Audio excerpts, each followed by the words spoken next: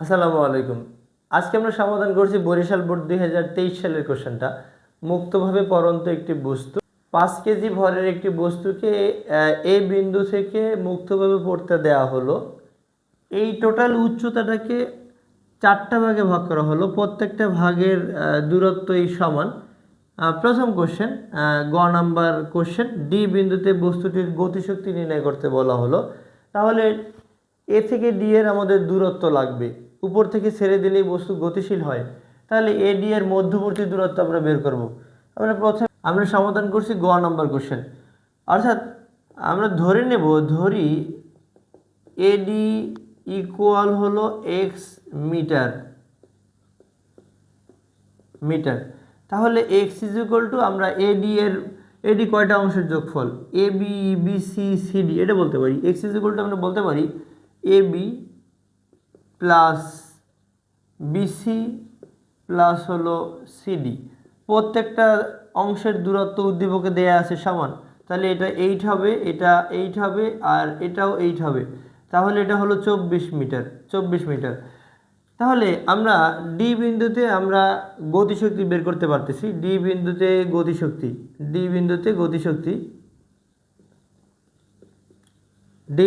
গতিশক্তি কে অথবা টি যাই বলে না কেন, ইকুয়াল হবে হাফ এম ভি স্কয়ার।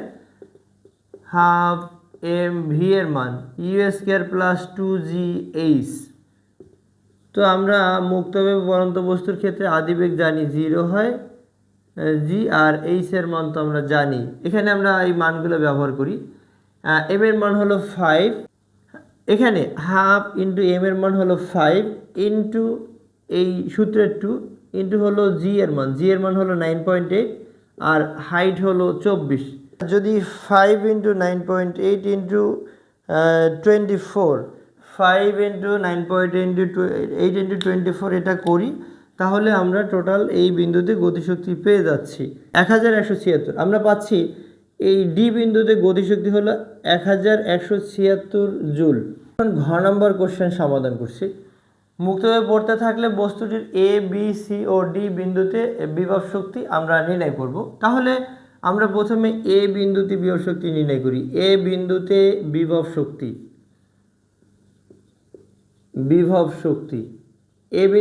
শক্তি আমরা ইপি ওয়ান বলি, এম জি এইচ ওয়ান। অর্থাৎ এখানে আমরা একটা জিনিস খেয়াল করি যে টোটাল উচ্চতাটা এখানে দেয়া আছে, আমরা দেখতেছি প্রত্যেকটা ভাগের মান কিন্তু হলো 8 মিটার। তাহলে এখানে আমরা এ ই যদি নেই, অথবা এ ই নিলেই কিন্তু এ বিন্দুর উচ্চতা পাবো। তাহলে এই হলো কি A B plus BC plus CD plus D, এই 4টা অংশের যোগফল। তাহলে এখানে 8, এখানে 8, এখানেও 8, এবং সর্বশেষ এখানেও 8। তাহলে এটা 4 32 হচ্ছে, 4 32। তাহলে এই জাস্ট এ বিন্দুতে বিভব শক্তি হবে হলো 32।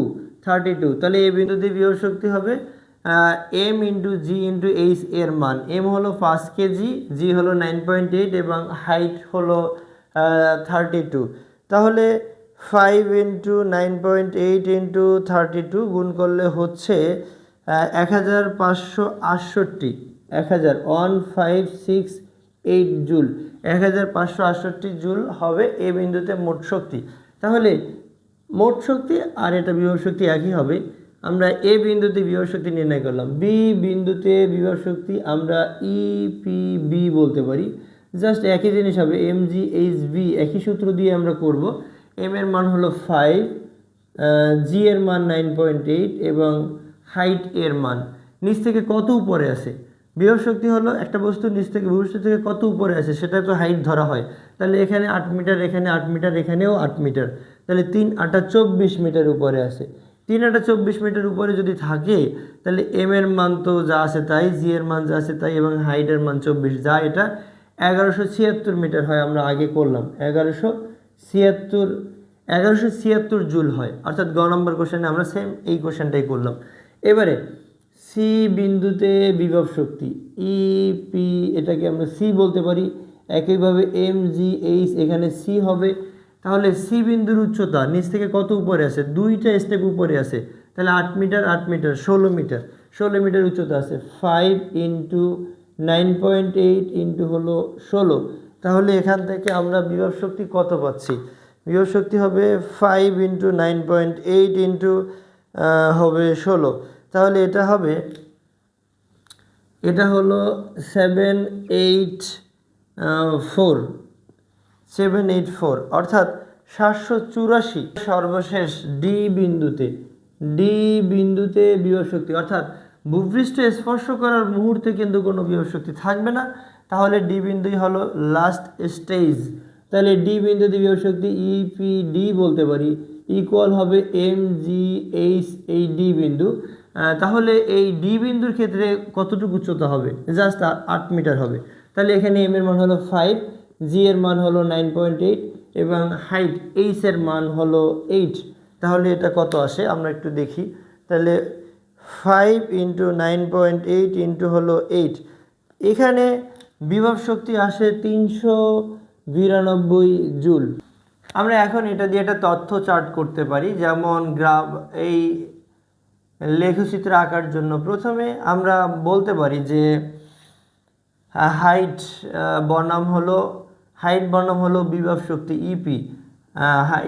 বিভব শক্তি আমরা হাইটকে এক্স অক্ষ বরাবর বসাবো।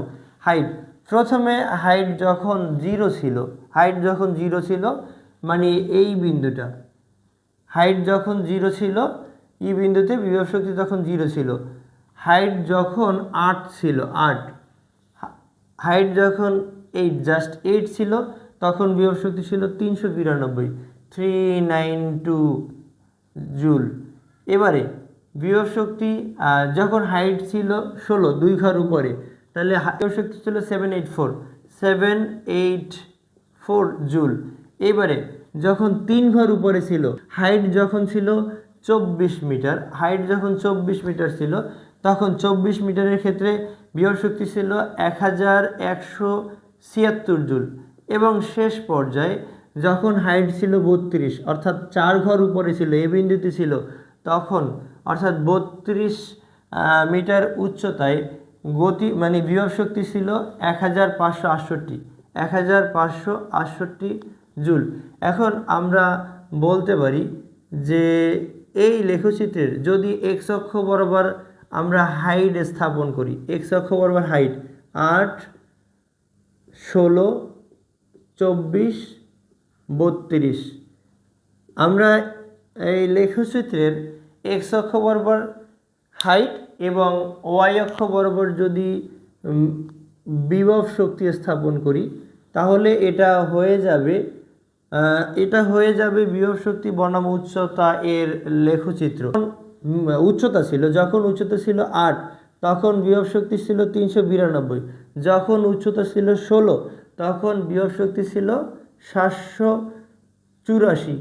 এবারে যখন বিভব শক্তি যখন উচ্চতা ছিল 24 মিটার, তখন বিভব শক্তি ছিল 1176।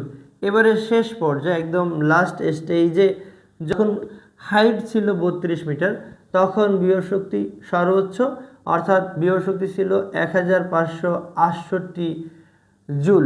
এটাকে যদি আমরা টেনে দিই, তাহলে এটা একটা মূল বিন্দুগামী সরলরেখা হবে। খুবই সহজ অঙ্ক এটা। আসলে আমরা লেখচিত্রে এরকম অনেক অঙ্ক করেছি, অর্থাৎ এক্স অক্ষ বরাবর আমরা উচ্চতা বসাবো এবং ওয়াই অক্ষ বরাবর আমরা বিভব শক্তি বসাবো। যখন এই ই বিন্দুতে আমরা উল্টা করে গ্রাফটা করলাম, ই বিন্দু থেকে যখন থাকবে বস্তুটা, তখন কিন্তু হাইট 0 হয়ে যাবে। হাইট 0 হয়ে গেলে ই বিন্দুতে বিভব শক্তি 0 এবং হাইটও 0। যদি আমরা ডি বিন্দু করি, ডি বিন্দুর ক্ষেত্রে হাইট হলো 8 এবং বিভব শক্তি হলো 392। এবারে সি বিন্দুতে উচ্চতা হলো 16 এবং বিভব শক্তি হলো 784। এবং জাস্ট বি বিন্দুতে উচ্চতা হলো 24 এবং বিভব শক্তি হলো 1176। এবং জাস্ট এ বিন্দু অর্থাৎ সর্বোচ্চ উচ্চতায় অর্থাৎ যখন উচ্চতা হয় 32 মিটার, তখন তার বিভব শক্তি হয় 1568। তাহলে দেখা যাচ্ছে যে দূরত্ব বৃদ্ধির সাথে সাথে বিভব শক্তি বৃদ্ধি পায়, বা এটা বলা যায় উপর থেকে বস্তুটা ফেলে দেওয়ার সাথে সাথে উপর থেকে বস্তুটা ফেলে দেওয়ার সাথে সাথে হাইট যত কমতে থাকে বিভব শক্তি কমতে থাকে, কিন্তু ফেলে দেওয়ার সাথে সাথে পর্যায়ক্রমে বিভব শক্তি কমতে থাকে। আমরা জানি উচ্চতা যত বেশি হয় বিভব শক্তি তত বেশি হয়।